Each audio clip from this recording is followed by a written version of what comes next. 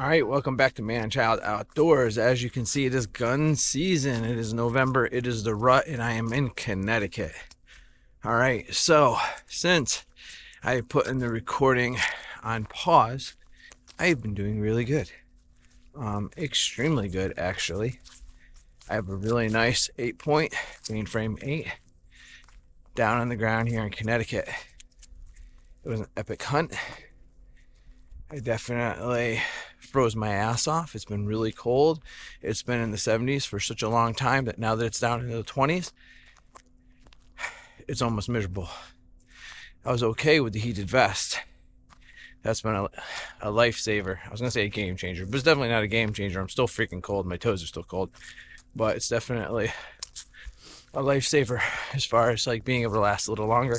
The hot cocoa only goes so far. I don't drink coffee. In case you're laughing at me for saying you drink hot cocoa, what are you, a kid? Well, it is Man Child, so I don't know what your expectations are. Just saying. You got the hawk crawler cart up here. I'm huffing and puffing already. I'm extremely out of shape, getting fat and lazy. But the only exercise I get now is going poop because I eat so much. So let's see if I can avoid a heart attack getting this deer out because he's pretty big. So we'll see. All right, let's go get him.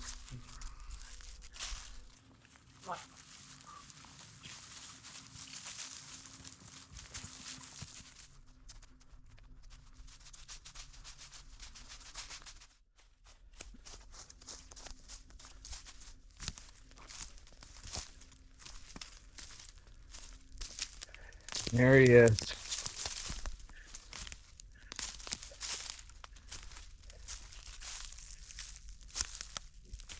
Connecticut, 2022. One of my buck tags is now filled. He is a rutted up monster, right? Woo.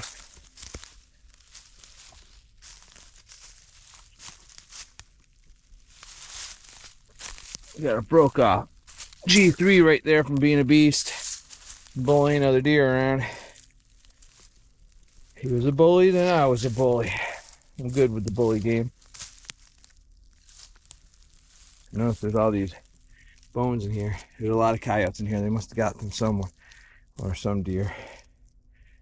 Whew.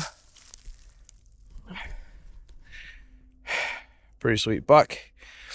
This is actually a target buck of mine. I'll include some pictures in here. Sorry, I'm panting so bad. I wasn't kidding that I'm so out of shape. But I got some pictures of this guy. He's been running in here hard for a week. And 2 days ago, or was it yesterday? Sorry. Yesterday, I lose track of time. I've been hunting a lot. All right, so yesterday I was going to get up. I actually got up. It was like 3:30 in the morning when the alarm clock got off. I got up. I took a piss. Started screwing around, and it was 18 degrees. And I said, fuck this.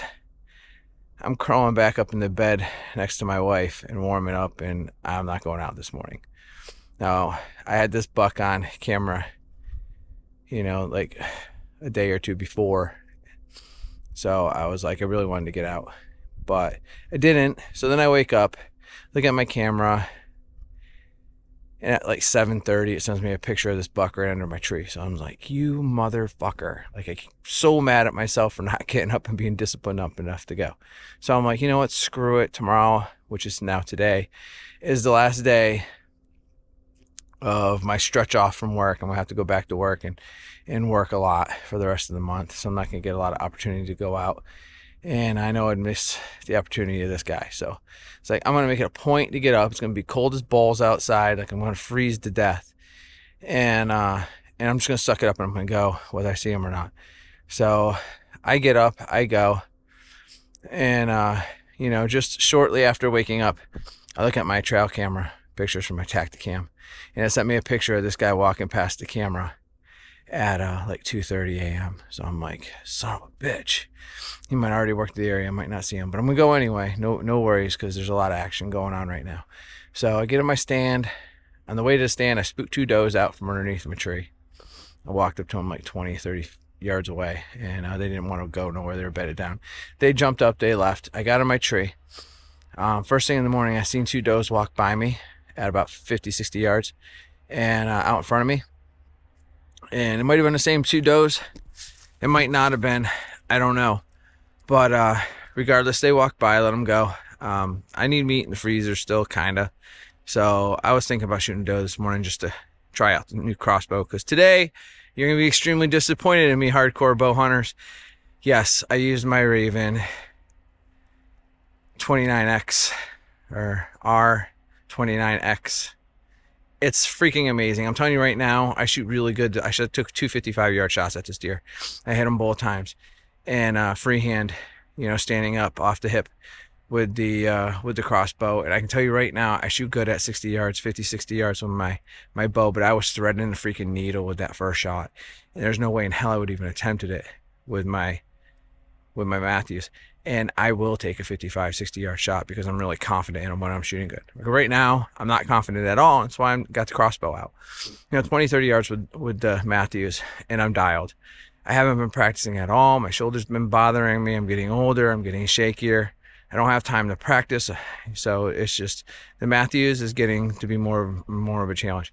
So the Ravin's legal here in Connecticut. So out it went. I've been looking forward to using it since Ohio, and it didn't disappoint. I had a really narrow shooting lane through the trees at him, and he couldn't have came in at any worse of an angle. He came in from behind me down the hill.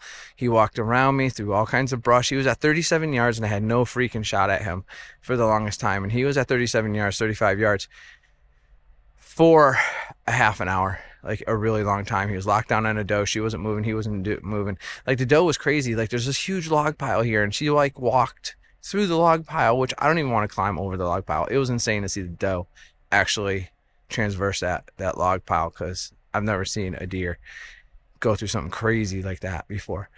And I've been hunting a really long time. They usually walk around that shit, and it didn't walk right through it. So he walked around by me. He got into an opening, which was barely an opening, and I could only see the shot getting worse if I didn't take it then. So 55 yards, I was totally confident in this Ravin.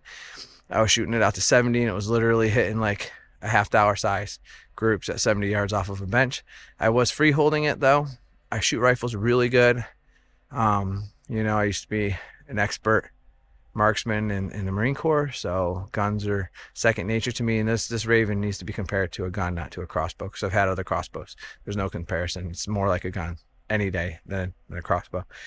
And I shot. I thought I missed him. He jumped 20 yards and stopped. Now looking at him, I hit him a little further back. You'll see right here. You'll see where I hit him right there with the first shot, or it's a little far back, and I hit him right here with the second shot, because he went 20 feet, stopped behind this huge pine. Couldn't see but just a little bit of his ass. He was behind this huge pine. He just stood there forever, and I had no idea whether I hit him or not. I thought I missed him because the shot was intimidating, and then he just didn't go anywhere. Well, he turned around later, and I want to say 10-15 minutes. It felt like it might have been like 3 minutes, I don't know, but it felt like forever. He turns around and starts walking back where he came from, and as he comes back, he's kind of like wobbling a little bit, but I don't see an injury. I'm looking, you know what I'm saying, I don't see an injury, and I'm like, and he looks sick, you know what I'm saying, he looks sick.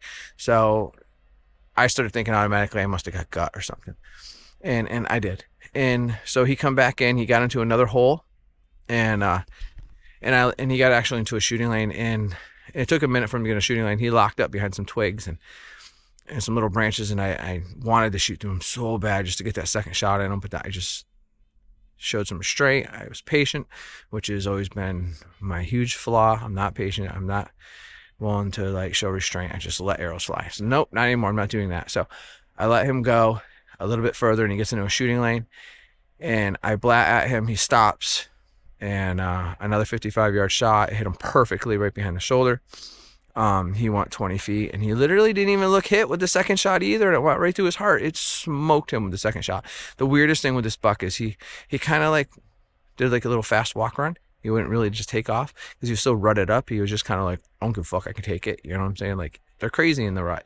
And he just laid down and died.